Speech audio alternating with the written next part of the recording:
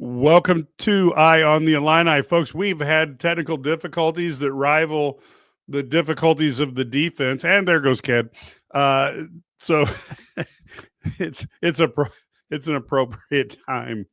So Aaron Henry's our technological coordinator. doubles up.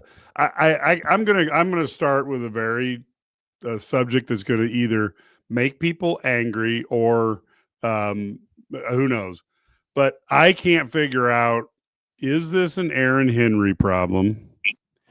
Or when we watch the Illinois defense compared to other teams that are very highly ranked, is this a Illinois doesn't have the resources to invest in the team speed, in my opinion, that we're seeing from other sides?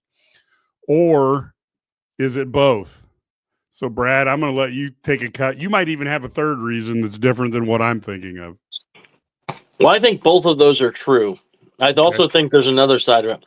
All right. I think Brett Bielema believed that his defense could be better than this. I firmly believe that. That's why he didn't make as many changes in the portal. He has many players. He wants to be a developmental program. And I get it. Sometimes you do get a guy like Devin Witherspoon who becomes great. But most of the time you get guys who are 0 stars for a reason, or 1 star, 2 star, or whatever, because they're not good enough and they're not athletic enough. And that doesn't mean you can't make them, decent players. Right. But at the end of the day, they don't have enough talent. And you can't consistently hope that, evolves. And, you look where they've done some really good things. Obviously at quarterback, Luke Altmaier was a great get in the portal. But they got to do more on they get no pressure on the quarterback. They've got no team speed on defense. They can't cover guys. And of course they're asked to cover them, 6 or 7 seconds. I get that, but they just don't look like they're not in position to make the play most of the time. I mean, so it's really it's not good. I mean, this is a team at Washington that could not even move the ball at all against Michigan. I mean, they couldn't even they look terrible. And now they look like they're they look like Indiana in this one. So there's something. Here's what I know, and we can come up with a lot of different reasons. I think you're going to have to adjust. We've seen that even at Clemson. Dabo Swinney wants to be a developmental program and do all these things, not use the portal. I just think you have to in today's day and age if you want to be successful. And the other thing is that this team is it's pretty clear that something isn't working. And you can say it's the players, you can say it's the coaches, but it's all, at the end of the day, the coaches have to be accountable for what happens. I mean, because you can't fire the players. Right? You can't. Well, so today the players fire you by just going on somewhere else. That is true. And they just go somewhere else. So it's, I don't know. I mean, and they have to make some changes. It has to be better defensively. What was they at one point on third down? They were like 9 of 10 or something like that, or 10 of 11. I mean, it's just insane. And the scary part is they had 24 first downs. They didn't have to go to third down most of the time. Yeah. I mean, what'd you force? You forced 2 punts and you roughed one of them, right? So the whole day. So not great. Well, I'm going to start with a comment that I see on Twitter from my colleagues. Illinois coach Brett Bielema on defense. If I have to get more involved, I will. I hate to say this. Everybody knows I like the guy. This should have happened 3 or 4 weeks ago because the Big Ten just lost an opportunity to have another team in the college football playoffs because I don't think Washington is going to beat Oregon. So now you're only going to have Ohio State, Indiana, and Oregon in the college playoffs because Illinois didn't get it done. I don't know. I don't have the right answers either. But I'm going to tell you, this was a missed opportunity. You brought back 16 of 22 starters. You brought back one of the best quarterbacks in the country. I don't blame Luke for anything. Any of those picks, one of them hit the shoulder pad. You catch the ball with your hands. I mean, the other one, he threw to Hank Beatty, the last one. Unfortunately, everybody in the country knows he's our go-to guy. And Mike and I talked about it before you got on the air, Brad. I'm going to tell you, another go-to guy, and I'm not saying this because he went to the same high school I did. Cole Rusk is a weapon. He was extremely well. He played extremely well in the fourth quarter against Ohio State. He doesn't drop balls. Everything was thrown to him coming into today's game. I don't remember what it is today. They attempted 12 passes at him, and he's caught 10 of them. Start throwing the ball to him because he's really a receiver. And I told you guys that watching him play in high school. Defensively, going back to defense, I don't know. This team is not complete. I feel bad because the offense have carried this team the whole season. And when you sit here and watch, because they don't get pressure, and they're like, the screen pass killed them because they don't either. I don't know if it's the speed. I don't know. I know everybody's frustrated, and I know when fans talk and people with money start to complain, you know what typically happens because people are frustrated. This was a lost opportunity this year to get to the college playoffs. It's an interesting thing because I look at this team, and defensively, the linebackers are a step slow and they're small. That's generally a combination you don't like to put together. Defensive backs are young, but they definitely are not man-to-man capable right now because Aaron Henry would be playing man-to-man if he could. And we're not seeing much of a pass rush at all, even from Gabe. Now he can, we can look at it as Gabe being double teamed, et cetera, but there's a lot of issues on the defensive side. And I'll tell you one thing I was looking at going through the stat sheet. Washington was 9 for 12 on third downs and beat Illinois by 17. Illinois was 9 for 12 on third down. What would have happened if the Illinois offense wouldn't have played as well as they did? This could have been a huge, huge loss. And I go back to it again. I know you guys, you guys don't like it when I do this because you guys are more of the recruiting gurus than I am.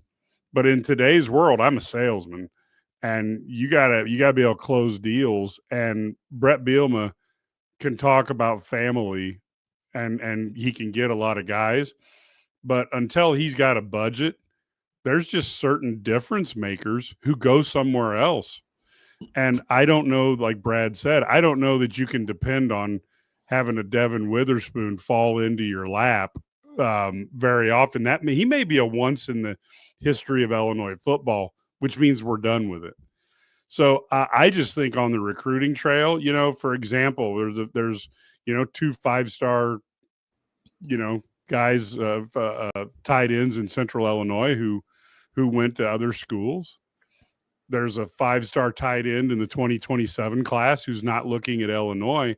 And I just think, when you're looking at Georgia, Texas, and Ohio State, they just live in a different rent zone. And I'm not saying that Illinois is ever going to spend that type of money, but I think they have to elevate if you want to get the team speed and size that's necessary to compete week in and week out.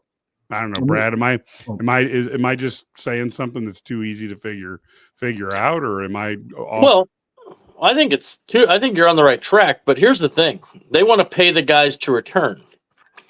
That's great. But if you have guys to return that aren't good enough, then what's the point?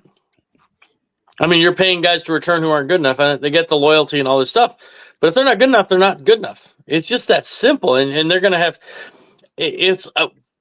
Illinois is a prime example of us right now. They bid against themselves for these guys to return. You know what I mean? Like, and I'm not saying you don't want guys to return, but I want guys who can play to return. I want, guys who are really good, not guys who probably aren't good enough and you gave up 1 million points last year too.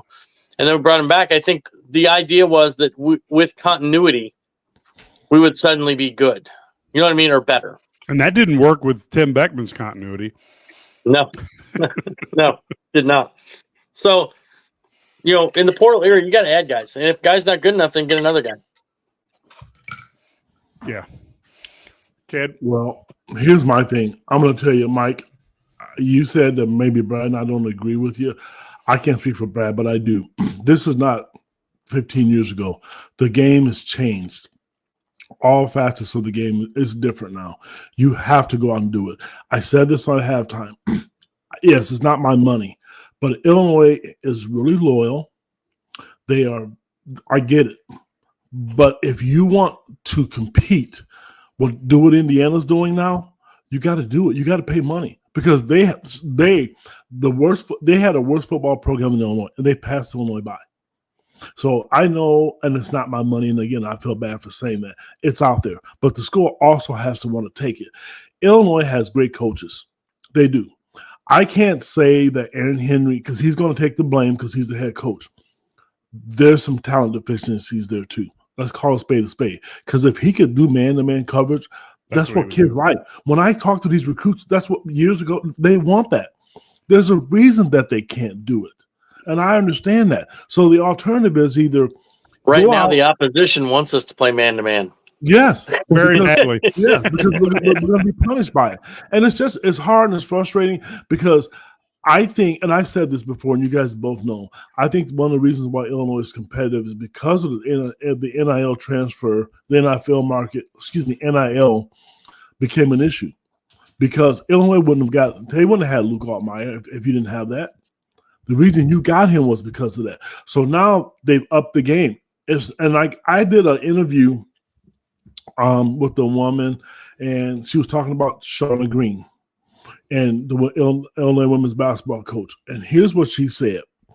You can have all the money in the world and facilities. And she says, everybody has that now. And she's right.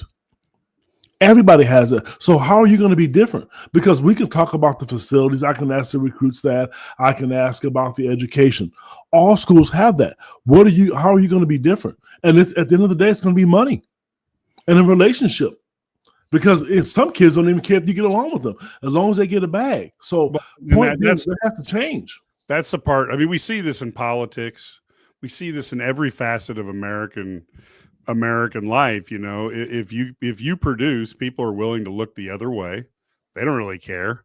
I did what he was going to say. I don't care if he broke 17 rules doing it or whatever. He did what he was going to say.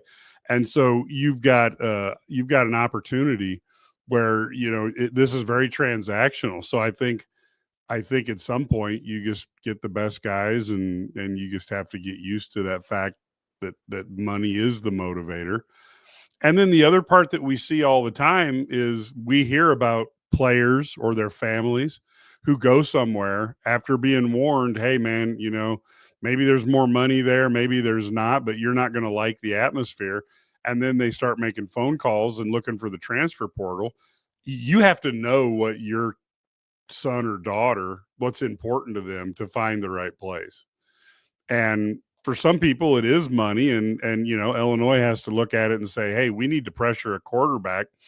So if Kedrick Prince is the best pass rusher on the market and he wants money, then we got to figure out how much money he wants. I'm not certain that there needs to be a lot more calculus than that. That's true. We need to have a quarterback named Pizza, and Mike would be they could get Mike he would get to the quarterback all the time. Just like a buffet, baby. He would just throw the buffet pizza. The quarterback is named Buffet. No, I think you make a good point. And this isn't to say that Brett hasn't raised the bar at Illinois. I mean, I don't want to be so negative. I mean, yeah, you're still 5-3. I mean, you went from complete suckation to be 5-3 and have a legit chance to make a New Year's Day bowl still. 8-9 wins is a good year at Illinois.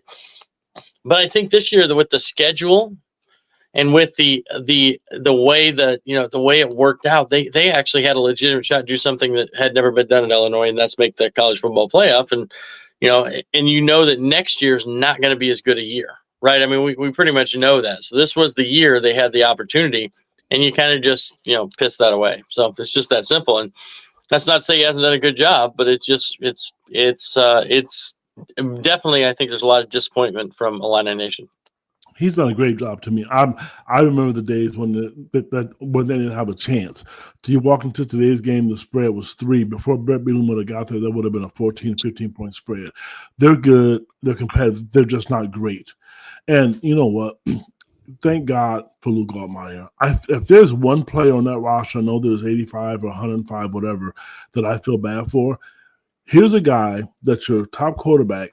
He led the team in rushing as well with 48 yards. When you have outstanding running backs back there, hell, he probably could have threw the pass to himself and caught it. I mean, he does everything, and he gets hit.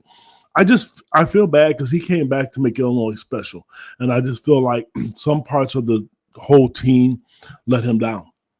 I really do believe that.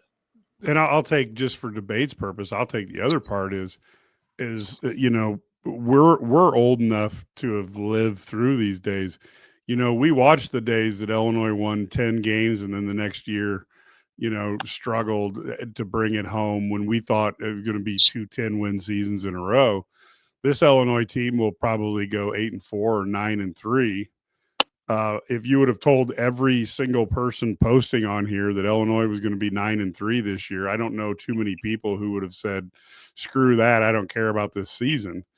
So I think Bielema has turned things around quite a bit. Now it's just a matter of trying to figure out what you do a little differently or what you do a little better to get better results.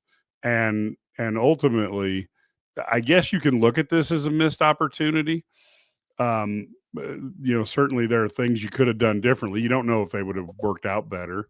But the fact of the matter is, Indiana's pouring. I read something the other day where somebody alleged Indiana has $35 million into this year's football team.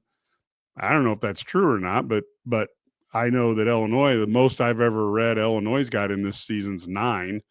I looked at what like Iowa took apart Minnesota. There's a lot of good coaches and good teams, and like you guys have said, Illinois is going to have to figure out how you differentiate. And I guess I don't mind paying, studs to stick around, but you do have to figure out, how you get difference makers. And I don't know if you can play college football today and be successful without being able to chase down a quarterback a couple times a game when you really need to. He was never in danger. I mean, I'm talking. I was sitting here. No, I'm not going to say that because I don't want to embarrass myself. I just don't understand how he didn't get touched. His hair probably looks the same as it did before he put the helmet on today.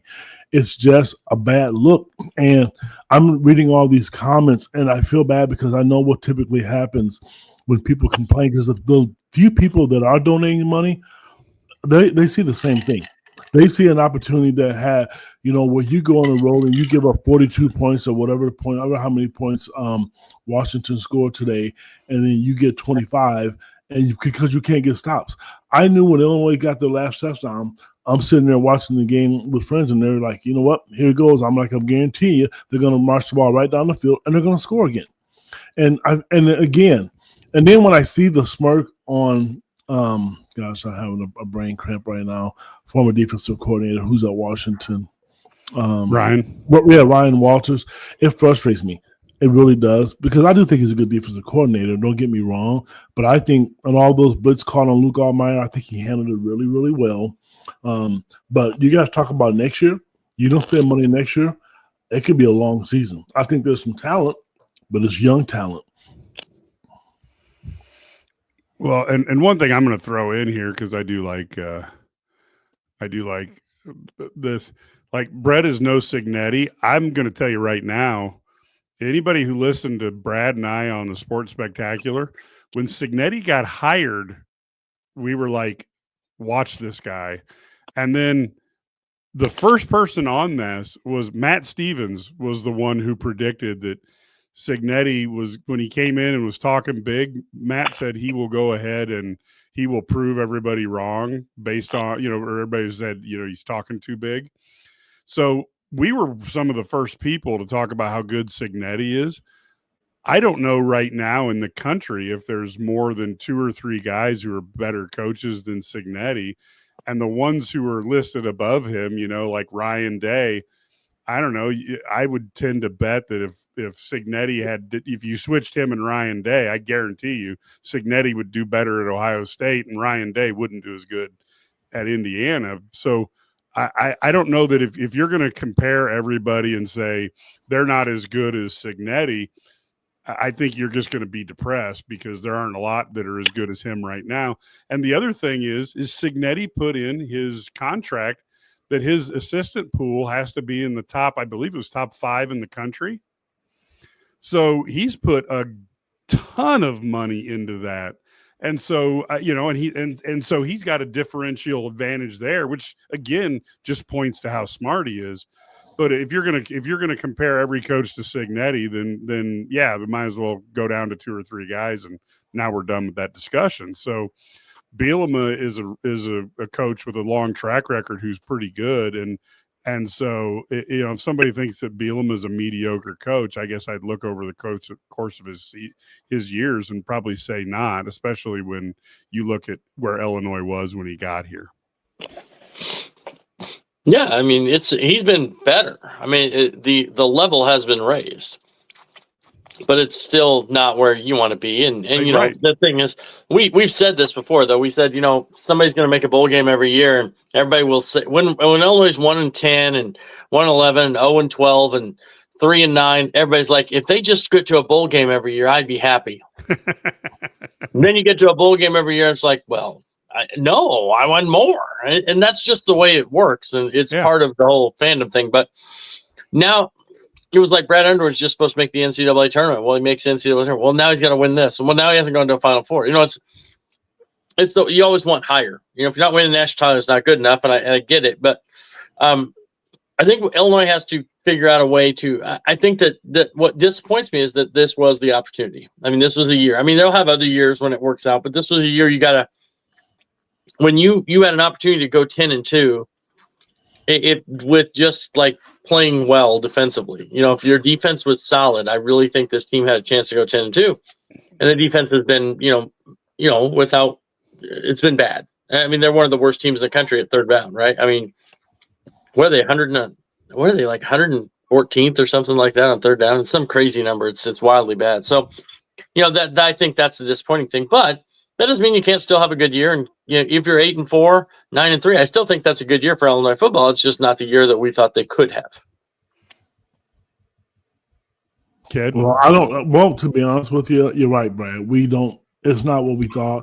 We can pretend that we're asking for more because you're right. I understand why fans want more because you see the success and what they had last year. And I thought going into the season the schedule was a little bit tougher. And I'm going to tell you. If people think that Maryland's going to roll over and play there, they're not either. Northwestern's not. They need to win 9 games this year would be great. It really and truly would be because then they have an opportunity to win 10 games again. And if truth be told, yes, it's nice to be in the college playoffs. It's nice for all the media attention. It's great for your program. But at the end of the day, guys, they've given up 42 points against Washington, 40-something against Ohio State, and 50, 60-something against Indiana. Do you really want to be in the college playoffs? Do you really want to go and be on national TV knowing the fact that if you got to play Miami or somebody who doesn't give a rat's because you're in the Big Ten and they roll up 75 points? We're complaining about the defense. For 45 minutes, that's what we've talked about. We haven't been on the air for 45 minutes. But my point is, it just seems like 45 minutes. We're complaining it's about like that game seemed like 6 hours. But yes, no, I would want to be in that college football playoff. Regardless, I mean, even if that's like saying, I don't want to be in the NCAA tournament because we're going to get routed the first game. I mean, I'm in. I want to be in, and you don't know what's going to happen. Their team's quarterback Illinois needs somebody's quarterback to get hurt for them to have a chance, I think. But maybe also all the offensive linemen and the running backs and wide receivers too.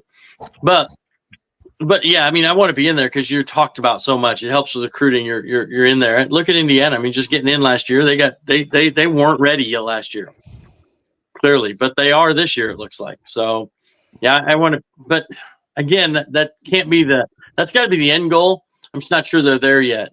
But they're just not. We've seen that they're not at the level they need to be from a talent standpoint, or I think from a coaching standpoint either.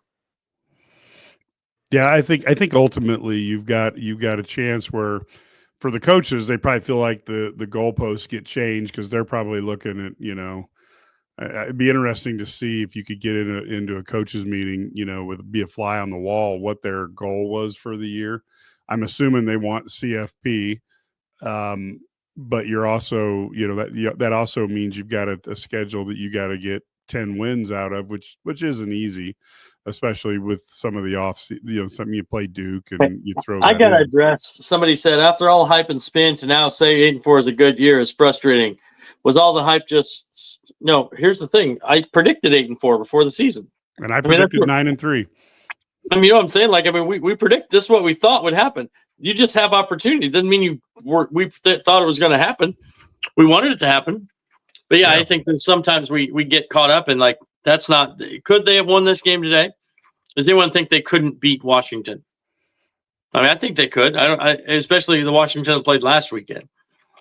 I mean, Washington was bad last weekend. They had a rough day, but the hard part is they're not going to have 2 games in a row, and so I think that's just this is part of that thing, and we gotta everyone wants more, but again, you have to remember where you were when you started. And I'm not a big fire the coach guy, but you also have to make you're gonna have to make some changes. You can't keep rolling the same thing out there and giving up just massive amounts of yards and massive amounts of points every single game and expect people to be, oh, it's okay because, it's good. No, you got to make changes. Yeah, and what those are, I don't know. I mean, they gave up 450 yards today. We know, what was it, close to 500 or 600 against Indiana. I don't know what they gave up against Ohio State. I don't think Ohio State is a great offensive team. I think they're good, but you're right. I mean, there was a few people were saying, well, okay, you know what? They're giving up chunk plays, but they're not giving up a bunch of points. Yes, they are. And you have to be able to get off the field. I mean, let me ask you guys, do you really feel confident if the game was on the line that they had to get a stop in any game this season? Because I haven't. And I don't mean this in a bad way, because I talk to these players, I talk to their parents, and I love the coaches. But you saw what Penn State did. Okay, they're not going to sit there and allow this to continue to happen because Illinois wants to take the next step. I know, and you both know, you've been around the media long enough, both of you. Josh Whitman's trying to win championships. And this was, I think, the offense, they have a championship offense. Defensively, I can't say that, and I feel bad. I truly feel bad for saying that, especially just in this day and age, but it's not. Yeah, and I wonder how much of it is when they think guys are going to get better, because you saw, like, especially in Bielema's first year or two, you could see guys getting better each game. Like, people look at Kirby going to the Lions and Kirby Joseph, and people forget that he damn near made All-American in his first year playing defensive back. And maybe you start getting a little bit of a false sense of how good guys can get. You see him in the offseason, you're like, well, Kirby looked like that in the offseason. There ain't many Kirby Josephs or something. I don't know. I've been disappointed probably mostly in this team by the defensive back play. I thought they were better than what they were. They, when you look at the recruitment, you look at their kids' films in high school, I thought they were a little better than what we got. And I don't know, at Illini, guys, we've all been pretty concerned about the defensive line and linebacker recruiting, along with offensive line. We've actually said the O-line recruiting hasn't been good. So I thought the offensive line would be less effective than it has been, and I thought the defensive line was going to be even worse.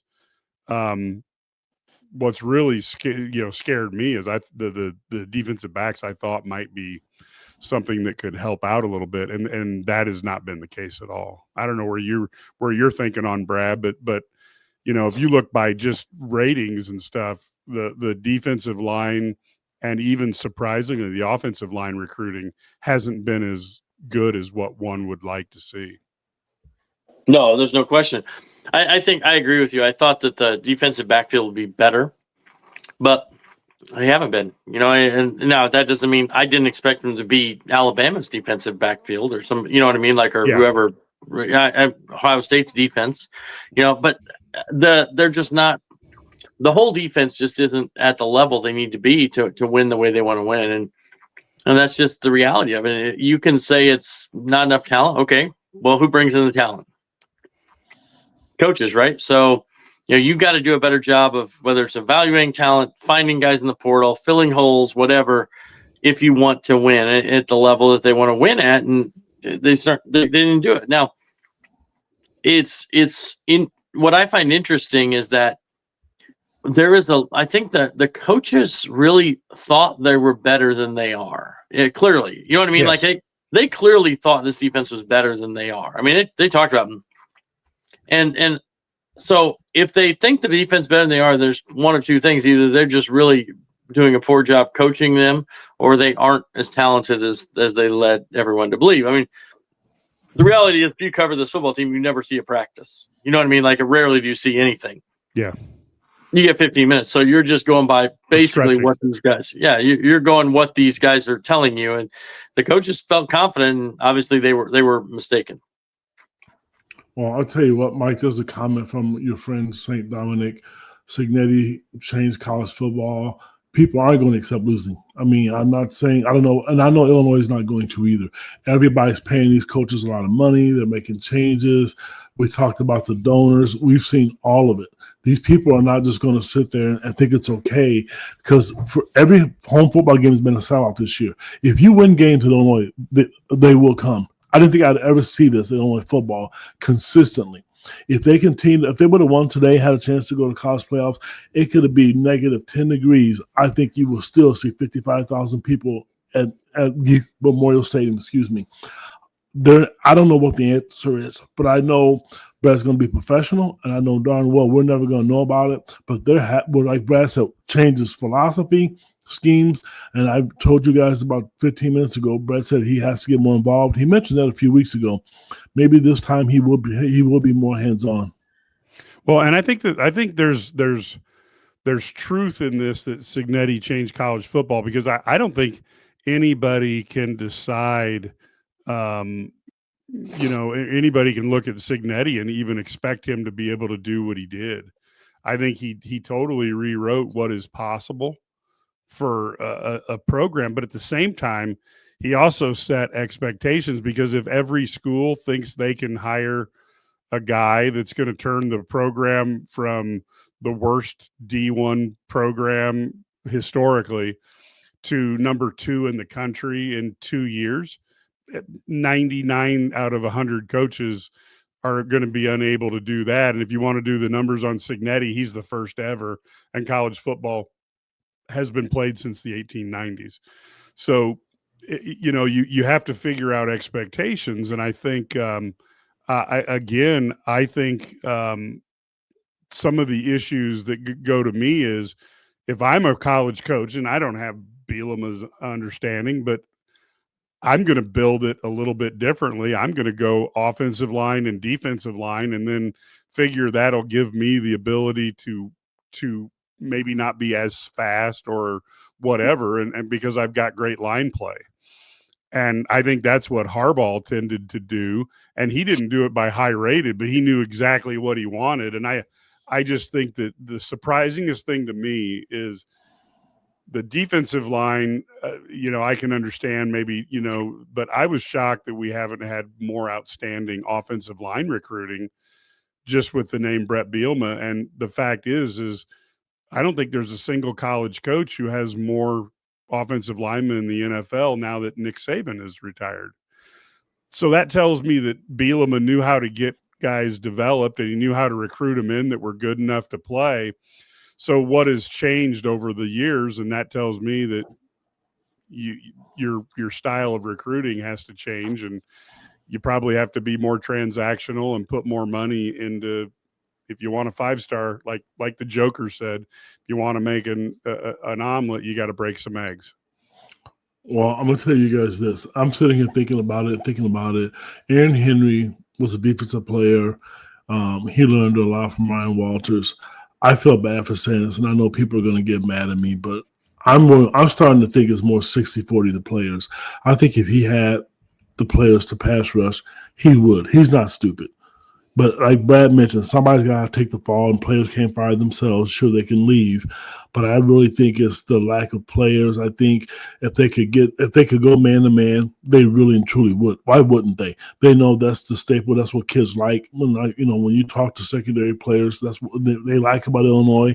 That's one of the things that they mention. I just think it's the lack of talent. That is one area of concern to me. And then we need another Gabe Akers on the other side. That's my thing. I don't think it's all Aaron. I don't think he's crazy enough, because if he was that bad defensively, you will see Brett saying things to him during the game. I don't see any of that stuff. I have seen him talk to Barry Lonnie, but it appears to be in a good way about certain things. But I really think it's less lack of players, and what that means, that goes back to what we talked about at the start of the podcast. You got to pay players, or not pay players, excuse me. You have to go out and get players, or high-quality players who want to be here. Because what my selling pitch would be, why go to Ohio State or Oregon to sit on the bench when you're a 4 or 5-star kid, when you can play the only way in the Big Ten and have a legitimate shot at going to the college playoffs? Because they did have that opportunity. Yeah, Brad, I know you got to run now. Any final thoughts before you cut loose? No, I think we've kind of beat the defense to death, just like Washington did. So, I think there's not much more you can say. They have to be better on that side of the football to have an opportunity to win, which is weird because it's kind of Brett Bielema's thing. Want to run the football, play defense, all this stuff. It just hasn't. It's not at the level that it needs to be, and they're going to have to figure out why that is, and how they fix it. I don't know. That's about all you can say. I mean, basketball team lost today, but it's a practice game, so it doesn't really matter. I guess we can talk about that. There's some encouraging things with that, though. I mean, if people want to know what actually happened, this is one of those times you want to go to the message board, because I have a really good friend in Florida who gave me the actual statistics and how the game went. Illinois lost by 10, and arguably one of the guys who could be the leading scorer did not play. So that says a lot, I think. And I think one of the guys everybody talked about last week, one of those freshmen, and people thought it was a fluke. Looking at what I saw today and what I heard today, that was not. So if you want to know what actually happened, go to Illini Guys and you read the scrimmage report, and it's right there on top. Yeah, he's speaking about the message boards back there. We talk about all the time. When you're with Illini Guys, you can get $99 a year, but you also get access to the message boards besides all the articles. Brad, did you have anything that you wanted to speak on of the game? Anything that jumped out at you? The basketball game, I would say that the thing that is interesting is that you saw an older team with a lot of guys returning, and they brought in some guys in the portal, older team.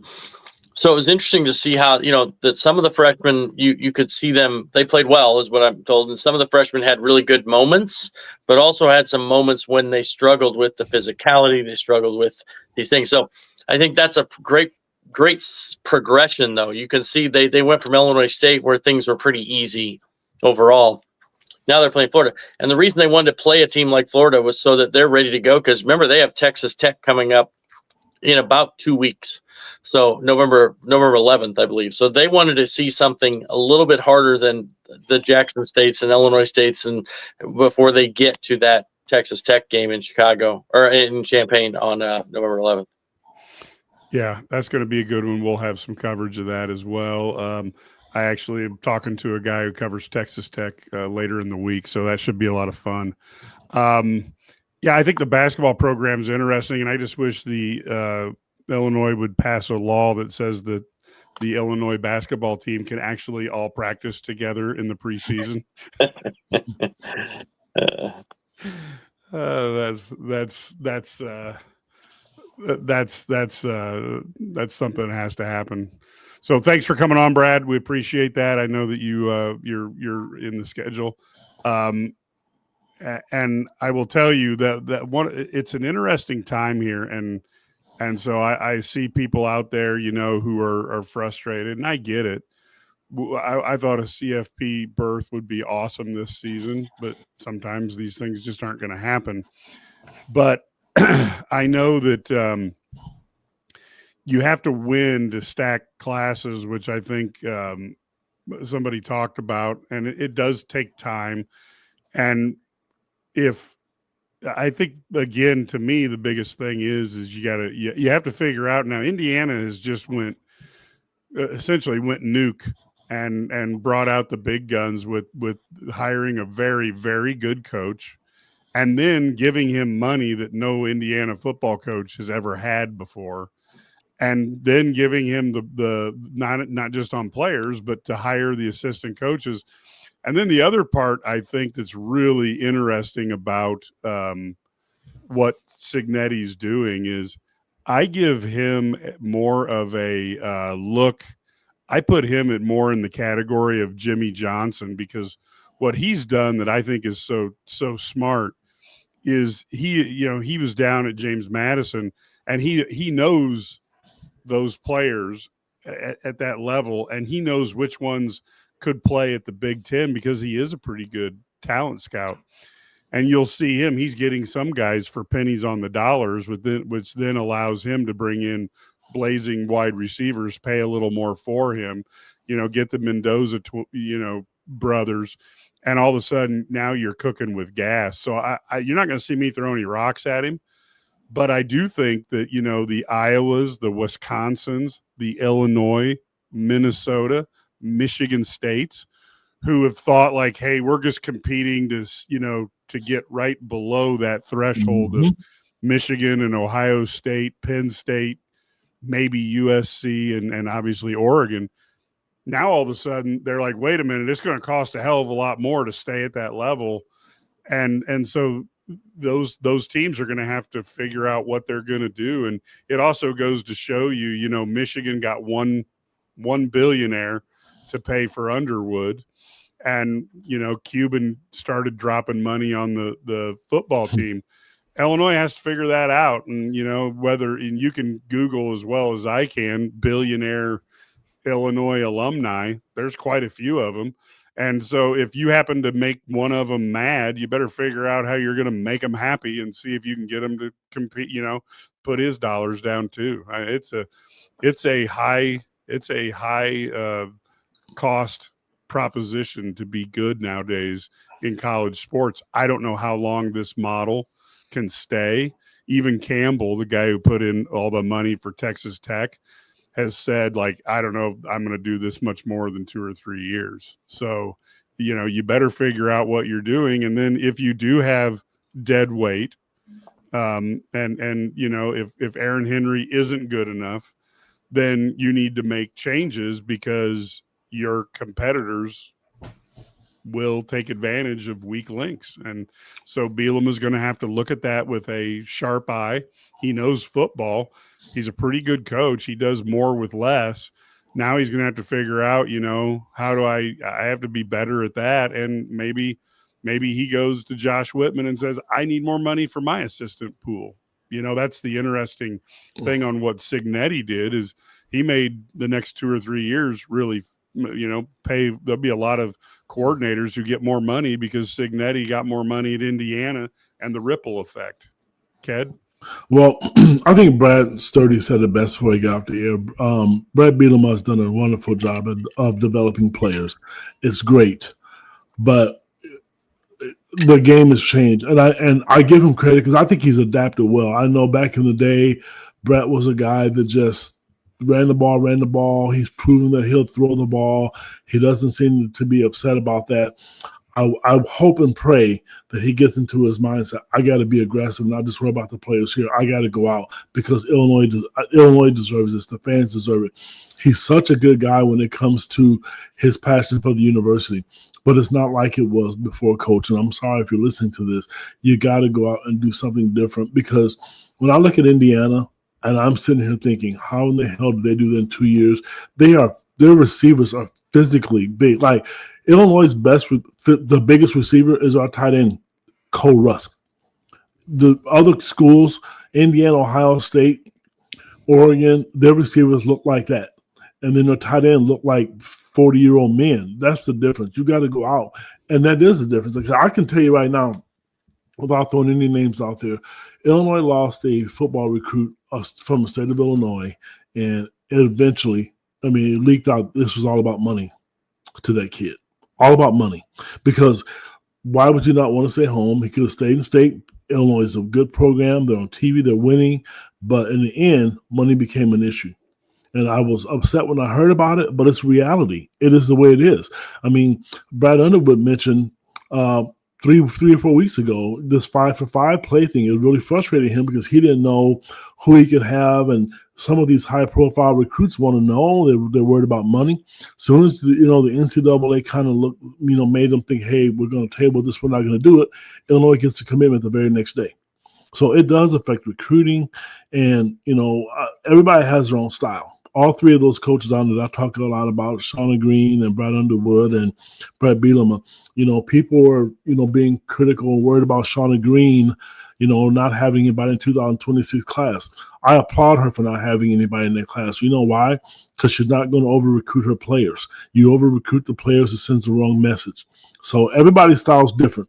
Football is a different animal than basketball. It's not the same. So I'm a firm believer in that. Everybody in the country who's an Illinois fan, they all want Aaron Henry fired. I understand that. I get it. But I still think he would be better, guys, if he had better talent. And like Brad said, it's their job to bring it in. And you're not, and I know they went out and they went to the JUCO ranks and they did some of that, but they have to get difference makers. You have, Mike, you and I said it a year ago when we watched Illinois lose to Oregon. The glaring difference was speed. Yeah, it was speed. That was the difference, but that's also the difference between a $40 million roster and a $9 million roster. I wrote in my heat checks and Hail Marys this week that I would love to see when teams when networks do the score. I'd like to see number 1 Ohio State 35 points, number 2 Indiana 27 points. What I'd like to see is number 1 Ohio State and then 40.0 million. 35 points, and then Indiana, whatever million, because at least you'd get a little bit of an idea, 1, how committed your school is to winning, and then 2, there are some coaches who can do more than less, and as Matt rolls his eyes, I've never been one. I when Ryan Day wins a few more titles, I'll get on the Ryan Day bandwagon, but as it goes right now, the biggest he's got the biggest payroll, or he's certainly got the most talented roster for 5 out of the last 6 years. Should have won more than one national title. So again, there's a different set of things here, but and I know the Aaron Henry thing, this is obviously a decision that Brett Bielema is going to have to make, and I know there's a personal relationship there. I think Bielema probably is if he feels there's a need to change, I think he will. And I do think that guys, what Signetti's doing by raising his assistant pool the way he's got it puts a lot of pressure on guys throughout the Big Ten to figure out how they're going to get the best OC and DC and linebacker coach and offensive line coach that they can. And now they know that Indiana is going to be able to outbid them if they get into a bidding contest. So you're going to have to put on your big boy pants if you want to win in the Big Ten. So Matt, you're looking at out there. What was your takeaway from this game? It's the first Rubicon game in 2 years where you can point to the defense and say they lost the football game for Illinois. I really feel that way. If you take all the losses in the 2024 season, all the losses from up to today in 2025, Illinois' record probably would have been the same if the defense had played 15 to 25% better. And today you can't say that. The defense plays better. Illinois probably Illinois probably wins the football game. So it's the first Rubicon game where this game definitively, there are ways in Brett Bielema's first year where you could have pointed to the offense and said, if they'd have played better, we would have won more football games. And so I think everybody kind of knows the connection I'm making there. So this is the first time where Illinois can point to one side of the ball and say, hey, your D-, sometimes F performance out there really cost us a result.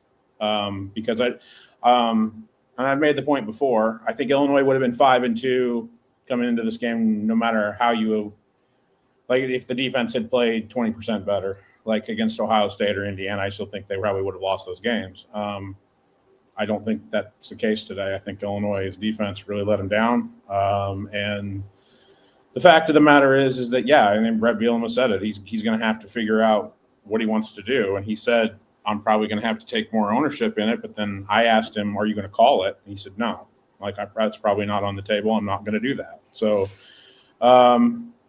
And let me throw in one comment here, Matt, about that, because I had a long talk with Lauren Tate, and look, Lauren, I respect the heck out of him.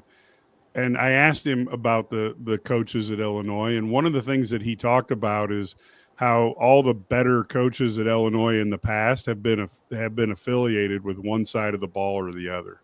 Mike White had his offense. Makovic had his offense. Oh, okay. You had Turner with his offense. You had now I'm blanking. What's his name with the defense? I love you with the defense, but also God, right after Makovic. Why am I blanking on his name? Oh, Lou Tepper? Yeah, Lou Tepper, the defense. And the one thing he said about Bielema is he said, Bielema runs this the way you're really supposed to be a head coach, that you put it in the hands of your coordinators and you let them do that. And he goes, that's more like a head coach like you would see in the NFL, more of an executive leader. So I do think that's a little different. And so I wouldn't expect him to ever put hands on unless he actually dismissed somebody. Yeah, but I think look, you're giving up 40 points a game. Yeah, I agree. So, you're at the point now where, like, if you're going to stand up there on Big Ten Media Day, which he has before, and said, hey, the 2021 defense was on me, and the 2022 defense was on me, and the 2023 defense was on me, and the 2024 defense was on me. I asked the question because I thought it was a viable option when he goes, hey, we got to figure out whether or not I got to get more hands-on or not. And we haven't made that decision yet. And then I just asked the follow-up of, well, are you going to call it? And he said, well, I do so much on game day, I don't think that that's a viable option. And I said, okay. It wasn't, but he didn't. I asked him that during Aaron Henry's first year in 2023, I think after the Kansas game. I asked him that on that Monday, and he looked at me and he said, I think that's the most ridiculous question I've ever been asked. So today I didn't get that's the most ridiculous question I've ever been asked, but I did get that's probably not on the table. So I just don't know why we tend to do this for offensive guys a lot more. We tend to ask Sark right now if he's going to give up play calling duties. We tend to ask, like, Billy Napier, are you going to give up play calling duties? Like, I don't know why we can't ask it of defensive people. Like, are you going to take more responsibility on this if your defensive coordinator can't handle it? But I also think that, there are guys out there right now that Illinois is putting out on the field that, Brett Bielema says all the time, what are we asking our guys to do? Well, I think, like, look, and people are going to roll their eyes and get tired of this, but, like, these superstar no offer guys that Illinois puts out on the field, and now we put them up on a pedestal. We got to stop doing that. Like, we got to stop. I don't think Matt Bailey played terrible today, but we've done it with Matt Bailey before, and Matt Bailey's had some real stinker games this year. I don't think today was one of them, but he's had some real stinker games this year. We've done it with Matt Grusevich, and he's had some real stinker games, including today. Like, we've done it with Tanner Heckel, and he's had some real stinker games, including today. So if you don't have any offers, maybe it's not because you play 8-man football in Kansas. Maybe it's because you don't belong to be out there. And so we got to stop it with these stories. We got to stop it with this, PR campaign that Illinois, like, just regurgitating this PR campaign sometimes that Illinois wants to put out there that, they are so much better at evaluating talent than everybody else in the country. Sometimes stars matter. And you know what? And the fact of the matter is that, there are certain groups that are good, but you can get a 1-star and maybe he's really a 3-star, but we talked about this earlier. There aren't many Devin Witherspoons. Cad, you're getting close to your time limit. Any final thoughts here? And Matt and I will bring it home. Well, I agree with Matt to a certain degree. I think Matt Bailey has been very successful. It has nothing to do with the area that he's from. He's had good games and bad games. We can say that about everybody. We really and truly could. My big thing right now is, and Matt, you weren't privy to this because you went on the show earlier. We were talking about whether it's an Aaron Henry thing, if it's a player personnel thing. I got to be honest with you. The coach always takes the blame. They always do. But I really do think most of it is a talent standpoint. They're too smart guys. Brett may not have hands-on, and maybe he's not hands-on as much as we think, but he knows what's going on. You know that as well as I do. I just think the lack of talent, but they're not going to sit and say this player can't do this, this person can't do that. It's pretty obvious because there's no pass rush. Guys are open. They're giving up 42 points to a Washington team today, and they're giving up too many yards and numbers. And I just really think that Aaron Henry learned under Ryan Walters. He's been there, so he knows the schemes and what Brett likes and what they were successful. I'm not saying it's all players, but I do believe at some point in time they do have to step up, and you got to find some talented players. And some of these kids, and before I leave, some of these kids do have offers from, when I talk to a recruit, if they say to me they have an offer from Michigan and Ohio State or Oregon, that's a twofold statement. You can get an offer from Ohio State, Michigan, or Oregon, but if they never talk to you for 6 months, that means they don't want you. It's not a committable. Yeah, it's not a committable offer. No, it's not. It's just we're doing this. But if they want you, you're going to know the difference. And typically when I talk to a recruiter, if I write something or I post something about a kid, I ask that. Because some kids will say, no, I haven't really talked to him. You're right. It's not a committable offer, and it's not worth the time, the paper to put it on. So I just think from a talent standpoint, they need to get better on both sides of the ball. I'm not, because they're losing a lot next year. And we talked about money, Matt, before you got on. And, I don't want to say it's paying players, but you got to find better talent. If Indiana can do it, because Cignetti's doing it, and I'm going to tell you, he looks special doing it. So having said that, see you guys. Thank you for listening to me rant, and I agree with you, Matt, this time.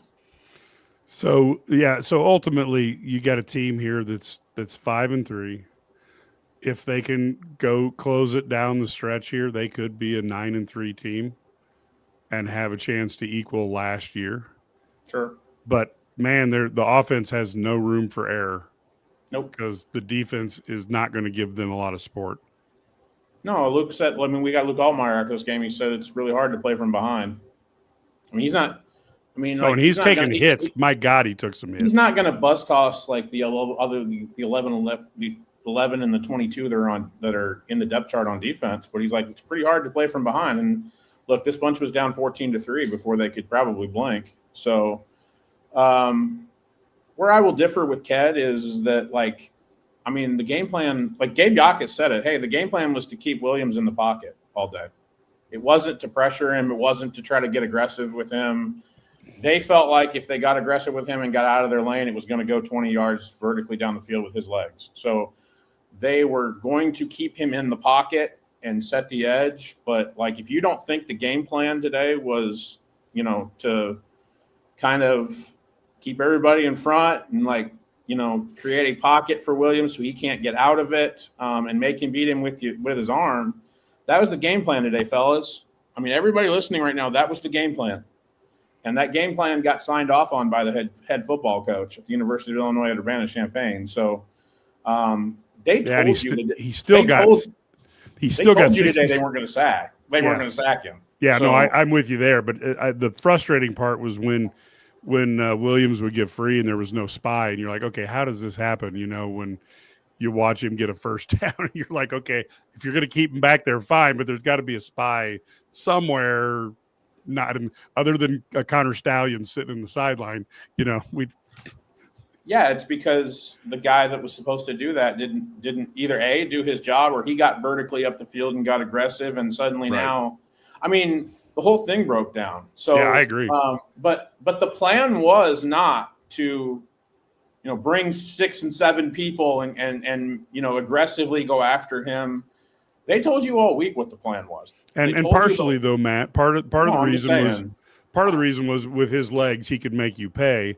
But part of the other reason is Aaron Henry can't play man-to-man defense with this group. You know what? That's from a schematic standpoint, Mike. This is what people get that's wrong. Okay, and that's I'm going to call BS on that. Okay. There are analytics people out there that say that Aaron Henry still plays more man coverage than anybody in the country, more than almost as anybody in the country. Where did he learn that from? He learned it from Walt. And so the idea of like they played man coverage, I think it was 86% of the time against Ohio State, Mike. I've seen the analytical data, and when you play man, sometimes you play off by like 6-7 Right, yards. exactly. When you're playing man, and it looks like you're playing zone, but you're not. They did that a decent amount today because again, it's when they tell you, hey, we're trying to keep everything in front of us. That's called, hey, we don't want to get beat behind us, right? And yet Denzel Boston goes for 153, right? Yeah, right. Well, he does that because one, you've got a guy like Tanner Heckel who apparently just got allergic to contact all day, and that's not going to work. And then two, you're still playing man coverage, but you can't play press man like you could with Witherspoon and right. the three guys that got drafted in your secondary in 22. So you're kind of at the mercy of, hey, if we got to keep everything in front of us, make a tackle, and eventually get off the field on third down. Well, what were they, 9-11 on third down today? That's the recipe for what you saw, which is 42 points, and I think they had 7 drives and 6 of them ended in touchdowns. Right. So that was the formula today. They told you what they were going to do, and they're just not talented enough to get off the field on third down. They're not, and then they're not. And when when they do have, I think, enough talent to get off the field on 3rd and 18, or even a 3rd and 8, or a 3rd and 13, then they pull a dumbass mistake. Yeah, they don't. Then they trip over themselves by making a huge freaking mistake. So I think that's the frustration. I think the frustration, honestly, if I'm Brett Bielema, is I could call the defense. I mean, Ryan Walters and Aaron Henry have both said it's not like Brett Bielema would have to have like a Waffle House play sheet in front of him to call the defense. Walt and Henry have done it both on a note card. They don't have that complicated stuff. I've joked about it before. It's Buddy Ryan, simple coverage. You know what I mean?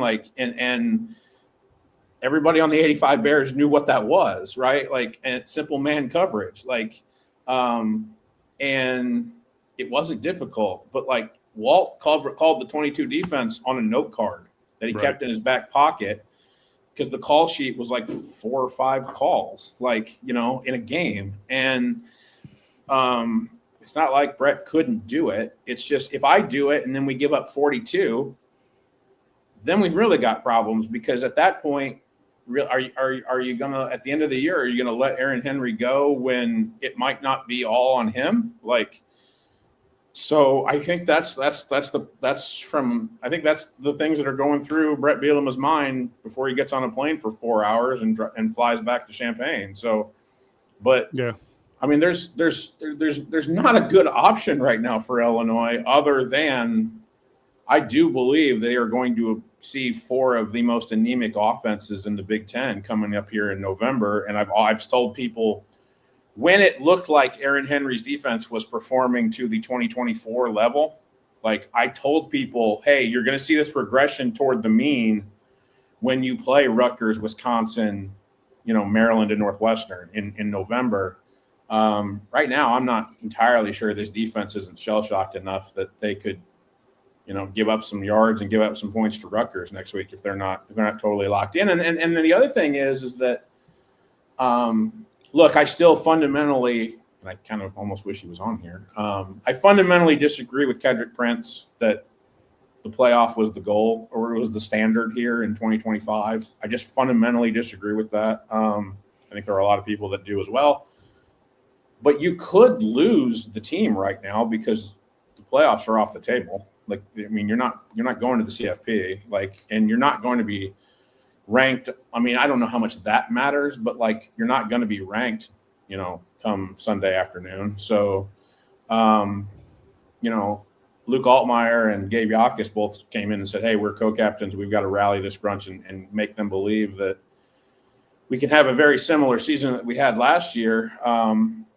But that kind of rains hollow when there were things on the table that seemed plausible.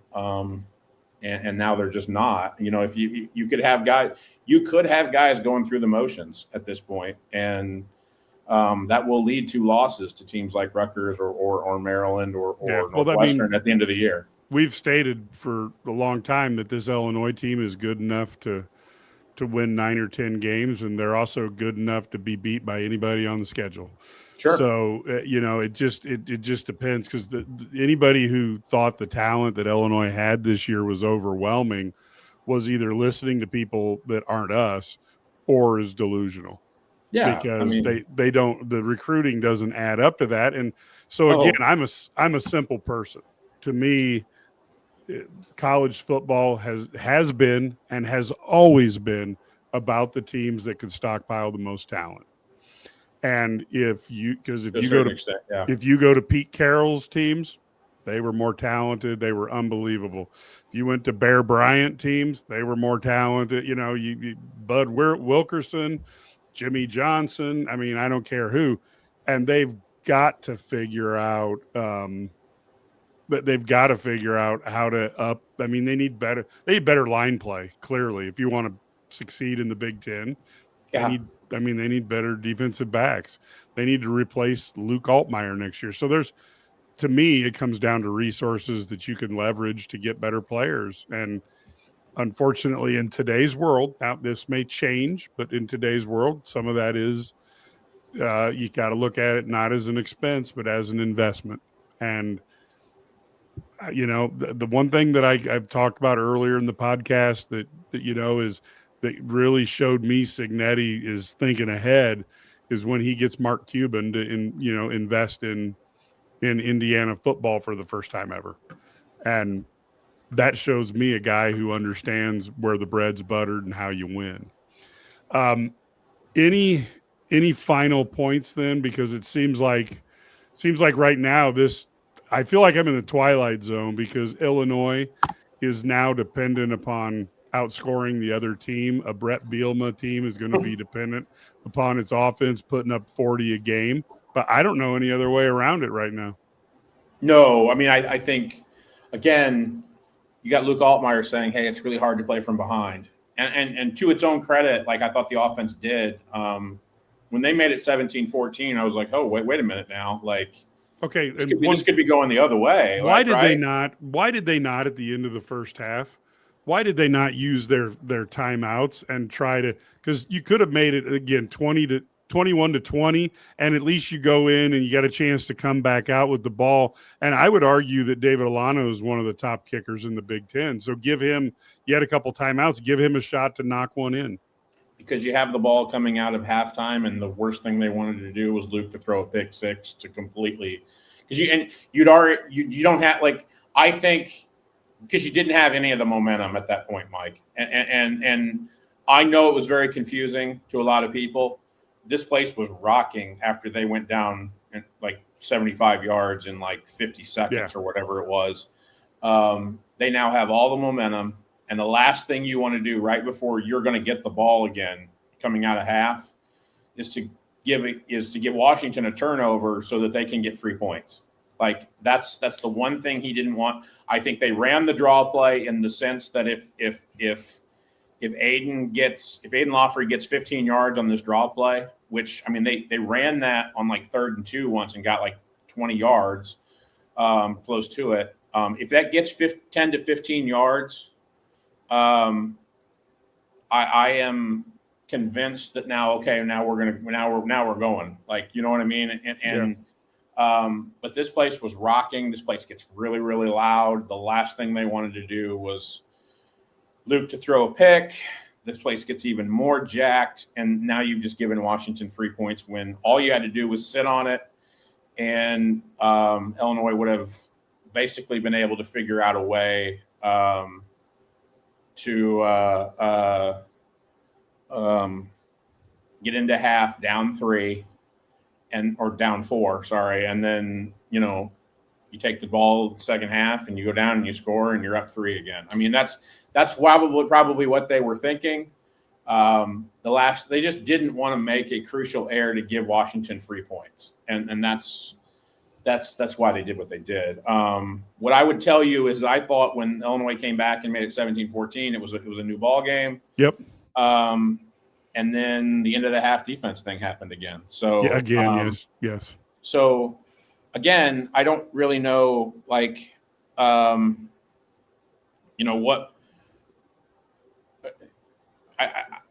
I don't know. Like I do think Illinois is in a position like they were in 2023 where they have to win shootouts. And I asked Gabe Yakis if it felt the same as 2023, where the defense just played completely like mystifyingly bad, even though they had a Johnny Newton and a Keith Randolph up front. Yep. Had all those guys. He said it feels different because the leadership is different, but the results are very, very similar. And so with less talent too. Yeah. I mean, yeah. But enough talent to stop Washington on 3rd and 8 and 3rd and 13 and 3rd and 18. That's where I want to draw the line, Mike. I think that Washington, they have enough talent so that Washington doesn't have to go, what were they, 9 of 11 on 3rd down? They were both teams were 9 of 12. And thank God Illinois was 9 of 12. I think Illinois at one point Washington was one point at 9 of 11. I know one of those was on the drop that led to the 3 and out. So I don't know how Illinois ever stopped them on 3rd down. Like, so if you have 11 3rd down possibilities and you didn't stop them on any of them, Mike, they have enough talent to do that. That's where I want to draw the line. Do they have enough talent to be near the top of the Big Ten in defense? No, I don't believe they do, and I never believed they do, based on like the, accumulation of 5 years of recruiting classes from Brett Bielema, and then what they've done in the portal. Well, and the sad thing, here's the thing, Mike, I want to draw the line of this team. This team has enough talent to not be giving up 40 points a game, which is what they're doing. Totally with you. So St. Dominic's is out here again. I'm delusional because I thought the talent was better than this. I don't think that's exactly what I was saying. What I'm saying is this team was, you could look at the schedule and literally outside of 2 teams, the other 10 games, Illinois could have went 8-2 because I just didn't think they were beating Ohio State. And now that I've seen Indiana, I don't think they're going to beat Indiana. So 8-2. But in theory, they also could have went 0-10 with those other games if they play badly. And then now the defense is playing really, really badly. And then here's an interesting one, Matt. You might have an idea on this. Sure. So how does Ferentz and Parker always have good D year in and year out when the bulk of their guys are 3 stars? Because they play to their system and they know what each position needs. To quote Brett Bielema, I don't think Kirk Ferentz and Phil Parker asked their guys to do something that they can't do. And I seriously think Brett Bielema is saying that over and over again because he believes that there are certain guys, especially in their secondary, where they're asking them to do things that they just can't do. And that's a problem. But I don't think Phil Parker and Kirk Ferentz asked their guys, specifically Phil Parker, because Phil Parker is basically the defensive head coach at Iowa. Kirk Ferentz is a former offensive line coach. I mean, Phil Parker has never really, asked his defensive guys to do something they can't do, and then they go, but then Mike, then they go and they do have 4- and 5-star guys sometimes on their defense. I agree. It was a good look. This Illinois team, let's just be real about this. When the season kicked off, I believe this Illinois defense had 2 guys that were ready for the NFL, and they paid for them, Gabe Yakis and Xavier Scott. And you paid for that. You paid for that retention so they wouldn't go to the NFL, okay? And Gabe Yakis came in here today and said, look, I'm not playing to my capability. So there's one. The other one's hurt. Right. And probably not coming back. And shouldn't have been on the field when he got hurt, which is the real frustrating thing about it. Yeah, but that's not an Aaron Henry thing. That's a Brett Bielema thing. Right. Because he's done that before. So I'm not putting that on Aaron. You know what I mean? I mean, that's not even his position group. You know what I mean? Like Corey Parker controls the defensive backs technically, and Aaron only controls the safeties. So, but that's a Brett Bielema thing of I want my guys out there. He's done that before. He's done that on both sides of the ball before. So, I mean, we all there were games. Remember, there were games where last year we were what is Luke doing out there? Yeah. Yeah. Right. I mean, come on. That's not an Aaron Henry thing. You can dogpile on Aaron right now as much as you want, and I'll just probably stand back and go, I'm like you say it all the time, Mike. I'm that pro wrestling referee that turns his back and just doesn't see. Like, if you want to dogpile on Aaron Henry right now, folks, I'll just turn my back and you can go. But he's working right now with a defense, I think, that probably has one NFL player on it in Gabe Yakus, and the rest of them are not. Right. So Iowa just has a system that works for guys that, that stay in the system for 3-4 years, and they just have a defensive system that works, and they don't ask their guys to do things that they can't do. So that's why it works. I mean, that's why PJ Fleck's defense works and holds Nebraska to 6 points. They have guys that, they ask them to do things, and they for the most part, in order to get to an 8-4 season, they pretty much do it. But if you're in the Kedrick Prince camp that this was playoff or bust or somewhere near that, like those are the two conclusions I have, Mike, is that one, how does this team in November react to, the ultimate goal of the CFP not being there anymore, because it's not there anymore. So what are we playing for now? That's on your co-captains, and that's on your leadership. And that's that's also on the individual players, because sure. I will tell you, I don't care if I sit down and play a game of tiddlywinks, which I don't know how to play. I expect to win, and I hate losing, and I'm assuming there's plenty of players in that locker room are the same way. Sure, and I'm not going to use the Q word. I'm not. That's why I get it. But don't sit there and think that Greg Schiano's not trying to have his signature win be in Champaign next week. And trust me, they're going to be a target. Yeah. Yeah, don't think that Luke Fickell's not going to try to make Illinois his signature win in Madison when he's trying to drum up any kind of momentum whatsoever for next season that he's probably, from what I'm told, going to get. So that's what I'm talking about, is you've got guys like Mike Loxley and you got guys like Luke Fickell and Greg Schiano that's going to get his guys ready to play, because they need to drum up momentum. You're right. And Northwestern might need that win for bowl eligibility. Right. So you've got a lot of teams in November that are going to be playing for something. Yeah. Illinois is going to be playing for something, but it's not for like what we all thought the high end of the mountain was going to be, right? Right. Yes. All hoped, the whole, that's gone now. And so I'm just telling you, it's still 18 to 24-year-olds out there. And if you take something away, you take something off the table in terms of like a goal, which it was a goal, a lofty one, but it was a goal.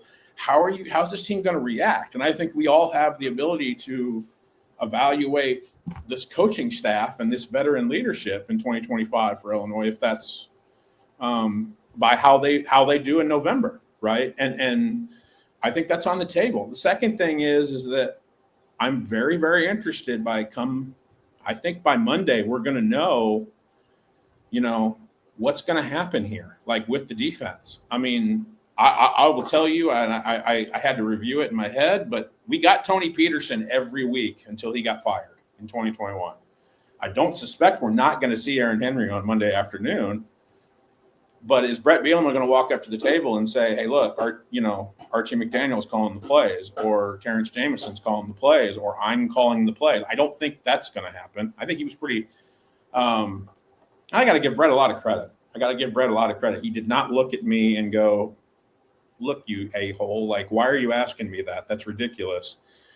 His reaction was, hey, I think that's fair. Like, he didn't say it this way, but his tone was, hey, I think that's fair, and I'm going to tell you now why, in my head, I don't think that's the best option as a manager. And I respected that answer, because it was like, okay, sure, that's fine. But if you're going to ask Steve Sarkisian a week ago, like, why aren't you going to give up play calling duties? I had to ask Brett, are you going to do it? Like, you know what I mean? Because at some point, even like you talk about this, Mike, like all these guys are competitive. You know what? Like if you're Brett Bielema and you're standing there, or you're watching this, you're like, I got to do something. Like if I got to do it myself, I'll do it myself. Kind of, he's type A that way. So it does not. He's never done that before in his career. He never did it at Wisconsin. He's probably not going to do it here. But I'm very, very interested into how this week's of preparation is going to go, because Illinois has got a lot of questions to figure out. And I don't know if by the time they get on this flight from Seattle back to Willard Airport that they're going to have the answers. And I'm fascinated by like the answers that they come up with for this week's of preparation, because if you don't dot your I's and cross your T's, Rutgers can beat you in Champaign. Hey, we've said it again and again. All four of these, you could lose 5. So player motivation is going to be a big thing that I'm watching this week, and then what we're doing coaching wise and schematic wise on the defensive side of the ball is going to be a big thing I'm watching this week, because there's just way too many questions and not enough answers to those things right now that I think could be a potential problem as we enter November. Yep. All right. Well, I do have one thing that I have to go over to make sure that people know. And this is something that is one of the companies that helps us bring this to you.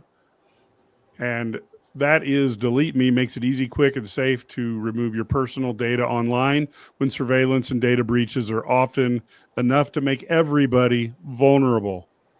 Data brokers make a profit off of your data. Your data is a commodity. Anybody on the web can buy your private details. This can lead to things such as identity theft, phishing attempts, harassment. But now you can protect your privacy with Delete Me. And think about all the things that people can collect about you, and people are out there doing that and then selling it online. So New York Times has named Delete Me their top pick for data removal services. And of course, as somebody with an active online presence, privacy is important to me. And I have not ever been a victim of identity theft or harassment, doxing, but I know a couple people who have been. Delete Me can help. And they actually have an offer. Take control of your data and your private life by signing up for Delete Me. Now at a special discount for our listeners, get 20% off of your Delete Me plan when you go to joindeleteme.com/hit and use promo code HIT at checkout. The only way to get 20% off is to join deleteme.com/hit and enter HIT at checkout. That's join deleteme.com/hit, code HIT at checkout.